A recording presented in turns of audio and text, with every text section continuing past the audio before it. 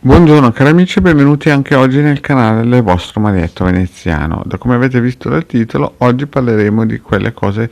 e quelle azioni che vengono chiamate messe nere. Perché ho visto un bel video di un esoterista che ne parlava anni fa e concordo in pieno con quello che dice. Ma prima di iniziare questa micro pillola, il vostro Marietto vi chiede di iscrivervi al canale del De Garda, del vostro Marietto Veneziano, e di venirci a trovare nei nostri gruppi Facebook e anche in Telegram, dove alle 8:30 a lunedì sera il De Garda e Marietto Veneziano tengono un percorso esoterico. In questo periodo stiamo creando una catena magica per difendere lo stivale e sarebbe bello che chi si potesse iscrivere ci aiuti in questo intento per aiutare insomma lo stivale a creare un muro di forza energetico che difenda tutta la nazione. Bene, detto questo iniziamo un po' a parlare di queste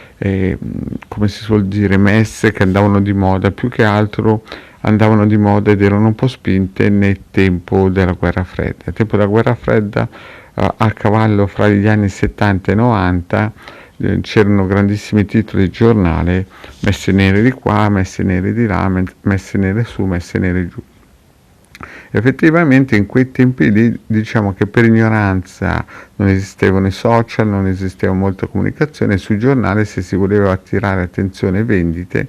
chiaramente sparavano i primi titoli di pagina, mostro di Firenze di qua, mostro di Firenze di là, messe nere qua, oppure ne inventano in tutti i colori. Allora, molte cose bisogna dire che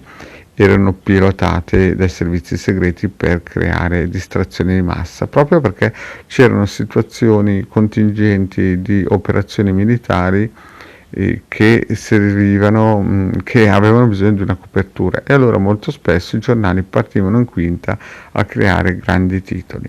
Bisogna anche dire che, come dice questo grande esoterista in questo video, il 90% di queste organizzazioni, di questi gruppi, erano solo esaltati e gente che non capiva cosa stava facendo, e c'era qualche magari animale morto come sacrificio, ma nella realtà era un grande lavoro di ignoranza e di accumulo di egregori.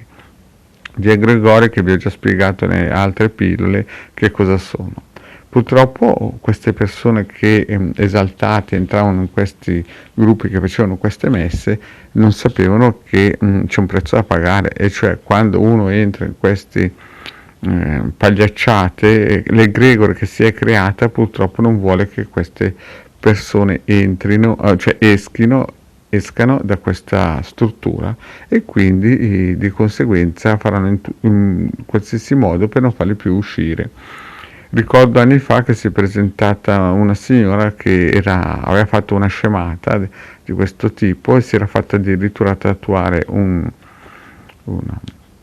tatuaggio sul corpo, e questo tatuaggio aveva dentro una egregore,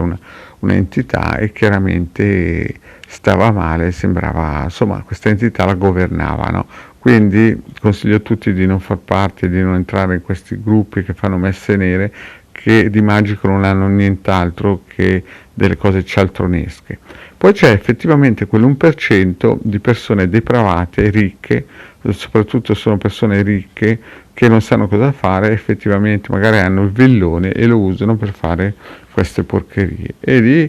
c'è un famoso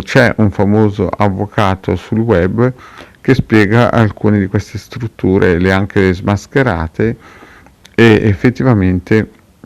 lì c'è del vero, però purtroppo lì di magismo non c'è niente, c'è al massimo della negromanzia, però purtroppo il costo,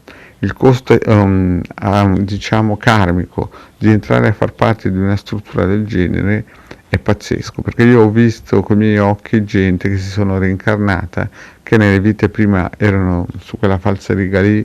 che partecipavano a queste messe nere importanti, serie, e vi devo dire che quando uno vede il risultato finale nella vita dopo, insomma, gli passa la voglia di stare su questa terra.